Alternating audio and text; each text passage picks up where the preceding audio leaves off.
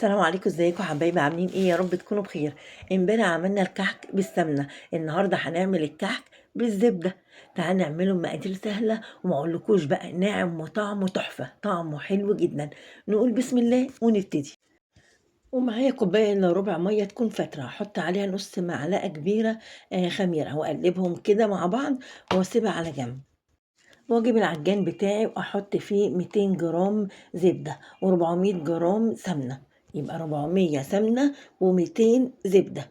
واحط عليهم فانيليا، الفانيليا بتخلي الريحة حلوة جدا. واضربهم بقى كده مع بعض كويس اوي لغاية ما ينعموا ويبقوا زي الكريمة. واحط معاهم السكر، انا نسيت احط السكر في الاول فعادي مفيش مشكلة. نحط معاهم 3 معالق كبار سكر بودر، ونضربهم مع بعض كويس جدا لغاية ما ينعموا كلهم والسكر يختفي، وتبقى عاملة كده زي الكريمة وهشة معانا.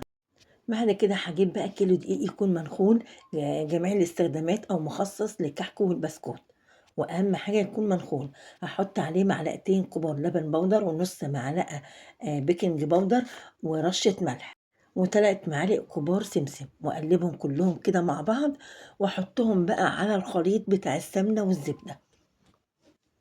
احط كده نص كمية الدقيق واخلطهم، وبعد كده احط الكمية الباقية واقعد اخلطهم كده بمعلقة. بعد كده لأ، انا اخلطهم بايدي احسن، باحب أمسك كده العجينة بقى والخليط يبقى في إيدي عشان أحس. نحط معلقة ريحة كحك، أنا طبعًا ما لقيتش البودر، حطيت اللي هي السائلة، فحطيت نُص إزازة، إزازة بتبقى صغيرة البلاستيك الصغيرة دي، حطيت نُص واحدة، وأفضل بقى أعجن فيها وأبِث فيها عشان العجينة تنعم معانا.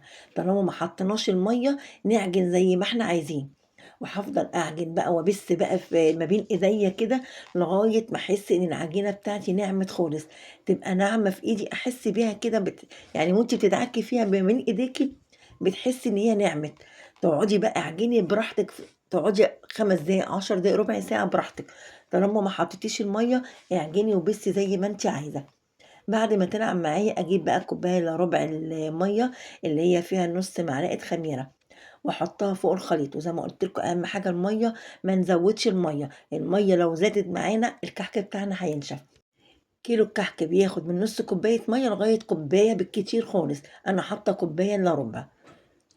وابتدي ألِم العجينة، أول ما نحط المَيّة ما نعجنش خالص، نلِم العجينة بس، العجينة لميتها وبقت حلوة جدًا. آخد حتة من العجينة كده أعمل تجربة، آخدها كده أبرمها وأعملها بالبصّامة، الله جميلة حلوة جدًا ولا شقّقت ولا أي حاجة.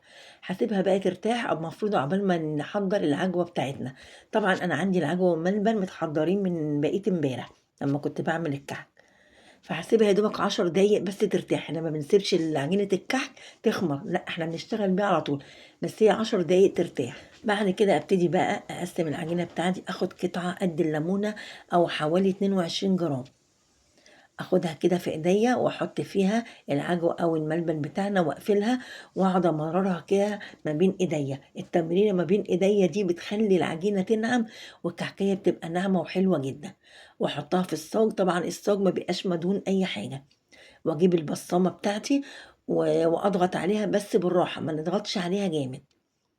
وآخُد قطعة تانية وأمرّرها برضه زي ما أنتم شايفين، باطرّيها كده ما بين إيديّا وأحُط فيها الحشو وأروح قافلاها وأمرّرها برضه ما بين إيديّا كده وأحُطّها في الصاج.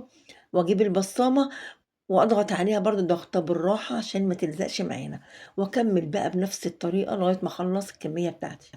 خلّصت الكمية بتاعتنا أغطّيه علشان خاطر وشه ما ينشفش وأسيبه بقى يخمر، وأروح أشغّل الفرن على درجة حرارة 190. ولمّا الفرن يسخن أدخّله زي ما أنتم شايفين كده، الكحك بتاعنا في الفرن شايفين واخد اللون الدهبي الحلو الجميل، ما بيقعدش أكتر من 10 دقايق. وطلّعت كده الكحك، الله واخد اللون الدهبي الحلو، بُصّوا ريحته ما أقولكوش عليه، تحفة بجد وناعم جدًا، ناعم وطعمه حلو أوي، أوي، بجد يعني الmix ما بين الزبدة السمنة حلوين أوي، عاطيين طعم بجد حلو أوي، عجبني أحلى كمان من السمنة لوحدها. وطبعًا نرُش عليه بقى السكر بتاعنا، وفي ناس بيحبّوه ياكلوه سادة من غير سكر، وحلو جدًا. أتمنى إن أنتم تجرّبوه وتقولوا رأيكم في الكومنتات، وما تنسوش تعملوا إعجاب للفيديو والاشتراك للقناة وتفعلوا زر الجرس، والسلام عليكم ورحمة الله وبركاته.